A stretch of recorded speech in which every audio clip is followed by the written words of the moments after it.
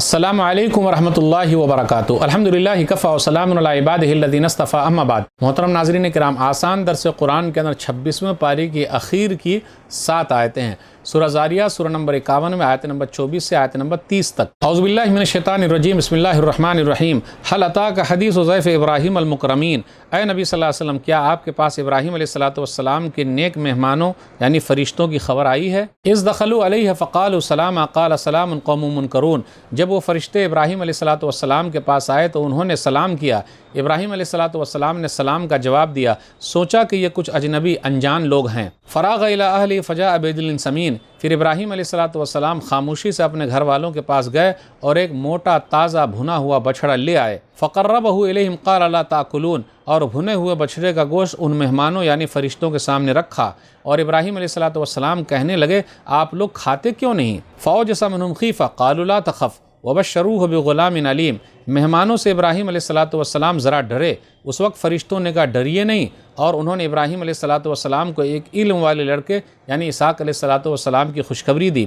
فاقبلت امرأتہ فی سرۃ فسکت وجہہا وقالت عجوز عقیم، یہ سن کر ابراہیم علیہ السلام کی بیوی سارہ رضی اللہ تعالیٰ عنہ اونچی آواز سے بولتے ہوئے آئی اور اپنے چہرے پر ہاتھ مار کر کہنے لگی، میں بوڑھی ہوں اور بانجھ بھی، تو پھر یہ بچہ کیسے پیدا ہوگا؟ قالوا کذالک قال ربک انہ هو الحکیم العلیم، فرشتے سارہ سے کہنے لگے، آپ کے رب نے ایسا ہی کہا ہے، بے شک وہی اللہ بڑی حکمت والا سب کچھ جاننے والا ہے۔ ناظرین کرام، آسان درس قرآن کے اندر 26واں پارہ الحمدللہ ختم ہو گیا۔ سورہ زاریہ سورہ نمبر 51 میں آیت نمبر 24 سے آیت نمبر 30 تک۔ آیت نمبر 24 پر غور کیجئے، هل اتاک حدیث ضیف ابراہیم المکرمین، کیا آپ کے پاس ابراہیم علیہ السلام کے معزز مہمانوں یعنی فرشتوں کا ذکر آیا ہے، اس کی بات پہنچی ہے؟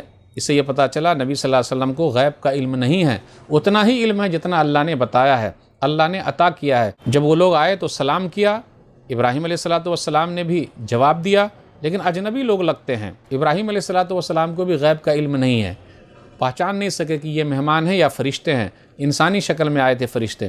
فجاء بعجل سمین، تو مہمان نوازی کے لیے اپنے گھر کے اندر گئے اور بھنا ہوا بچھڑا لے آئے۔ اسے یہ پتہ چلا مہمان کی مہمان نوازی اچھی ہونی چاہیے۔ کسی شاعر نے کہا، اللہ میرے رزق کی برکت نہ چلی جائے، اللہ میرے رزق کی برکت نہ چلی جائے، 2 روز سے گھر میں کوئی مہمان نہیں ہے۔ مہمان کی مہمان نوازی ضروری ہے، یہ ایمان والوں کی نشانی ہے۔ کتنے لوگ ایسے ہیں مہمان نوازی تو کرتے ہیں لیکن بعد میں لوگوں کو بول دیتے ہیں بہت کھایا، ایسا ہے ویسا ہے، آ جاتا ہے۔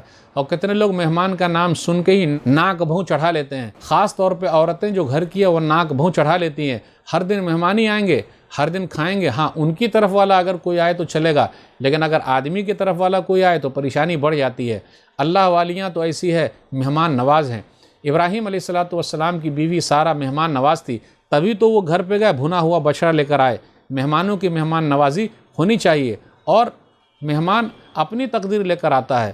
ہم اور آپ گھبرائیں نہیں کہ ہمارا کم ہو جائے گا، کھلائیں، اللہ تعالیٰ اور دے گا۔ فرشتوں کے پاس جب وہ بھنا ہوا بچڑا لے آئے تو وہ نہیں کھا رہے ہیں، تو یہ گھبرا گئے، بری نیت سے تو نہیں آئے، کون ہے یہ، کیوں نہیں کھا رہے ہیں؟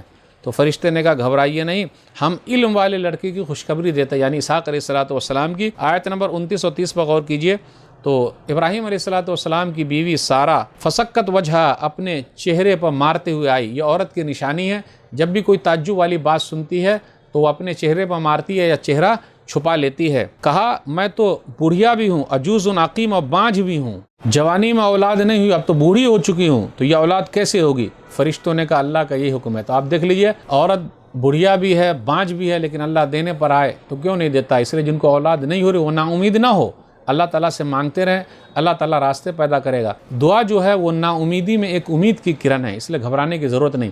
ہم دعا کرتے ہیں کہ اللہ جن کو اولاد نہیں ہو رہی ان کی گود تو بھر دے، آمین۔ تو ناظرین کرام، آج کے درس میں بس اتنا ہی۔ اللہ سے دعا ہے کہ اللہ تعالیٰ ہم لوگ قرآن کریم کو پڑھنے، پڑھانے، سمجھنے، سمجھانے، عمل کرنے اور لوگوں تک پہنچانے کی توفیق دے، آمین۔ الحمدللہ 26واں پارہ مکمل ہو گیا۔ والسلام علیکم ورحمۃ اللہ وبرکاتہ۔